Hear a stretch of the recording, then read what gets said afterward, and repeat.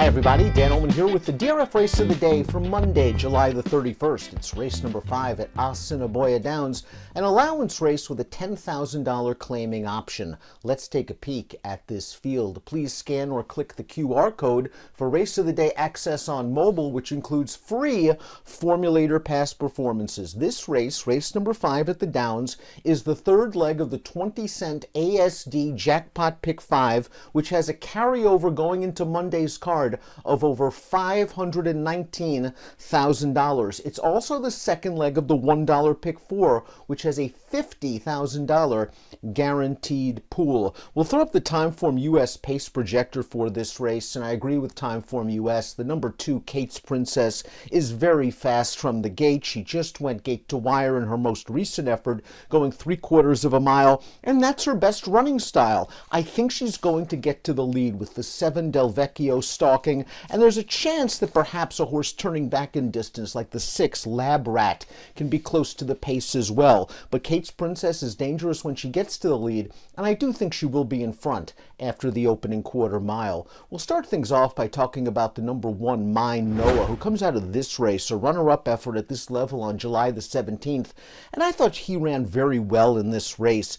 He was in behind a slow pace. The race was won by a front-running favorite, and Mine Noah is still making up late ground at the end. You could make the argument he was simply pace compromised in this race, and he has done nothing but run competitive races since shipping up from the States in Oaklawn Park earlier this meet. He might get a faster setup this time around, with Kate's Princess going to the lead and Vecchio sitting off on the outside. Mine Noah can be counted on to run on in the stretch, and he has good value on the morning line at 6-1. The number 2 is Kate's Princess. She is a mare taking on the boys, but she's entering in very sharp form off this race on July the 11th, and she went right to the lead, and she was able to clear off. They ran 1-2 all the way around the track, and Kate's Princess was probably aided by the fact that she got to the lead and faced virtually no pressure through an opening quarter in about 23 seconds. She kicked on to win, as an odds-on favorite should. This is obviously a tougher test facing the boys, and she might face a little bit more pace heat with the likes of Vecchio probably breathing down her neck in the opening furlong or two. Kate's Princess, though, comes into this race in good form. She's 5-2 on the morning line, but she is going to step up in class and face the boys. Maybe that's just a little bit light on the tote for me. The 3 is Totalizer, who comes into this race from turf to dirt at Lone Star Park. This will be his Downs debut, and he was in a pretty good field 2 starts back at Lone Star. The last time he raced on the dirt, he faced a gate-to-wire winner that day, and a sharp one at that.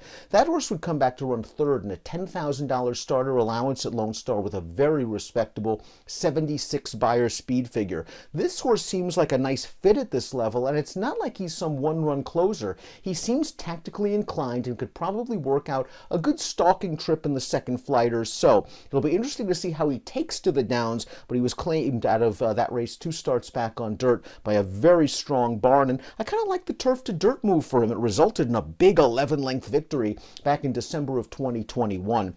The 4 is Hand Carved, who just aimed a little bit too high in his most recent effort. That was the Free Press Stakes at the Downs.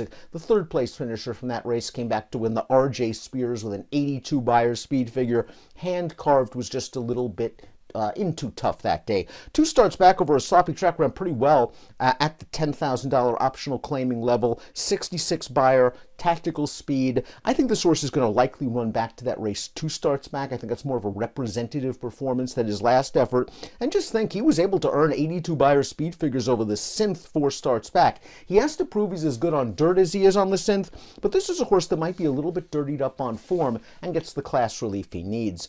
The 5 is In the Deep, and we talked about how Mine Noah might have been pace compromised last time. Perhaps In the Deep was as well. He just fell behind that slow pace, and he grinded on in an even manner in the stretch. His race 2 starts back was solid, where he was able to get up for third.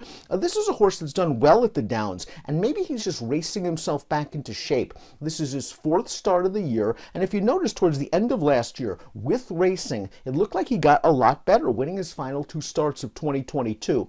I think he'll kick in the stretch. Maybe he's a horse to use on the bottom with single race exotics. The 6 is Lab Rat. Let's watch his last race. Now, this is a 2-turn, 7.5 furlong event, as as he made his Downs debut in a $7,500 claimer. He got loose on the lead, and he received a very sharp ride. 24-1 for the opening quarter, got a breather on the backstretch, and he is very game to win on the rail to take it by a nose.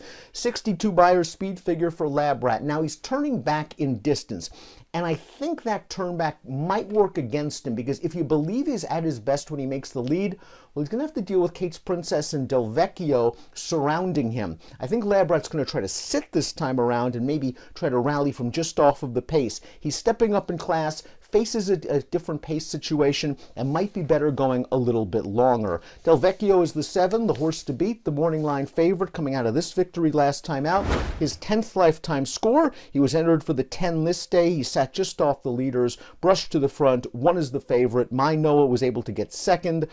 He was given 4 weeks after this race to recover. He earned a 73 Beyer speed figure in that heat, which is pretty strong for this group of horse, and he's always been very, very consistent. And as another horse just racing himself back into shape. This will be his 4th start of the year at the Downs, and he's going to work out a nice trip pressing the leader, probably right in the thick of things when the field turns into the stretch. Before we get to my top pick, please click the subscribe button on the Daily Racing Form YouTube channel for the latest DRF videos. Top pick time, I'm going to go with Del Vecchio on the outside. He just seems very logical coming out of his most recent start. I thought it was a solid effort. I think once again he's going to get the jump on My Noah, who I think at the morning line odds offers a little bit of value. I think he'll be running at the end and will likely get a better pace situation. I went 7, 1, 2, and 4 for our Monday race of the day. Remember, $1 pick 4 has a $50,000 guaranteed pool. 20-cent ASD jackpot pick 5 carry over $519,000. Good luck.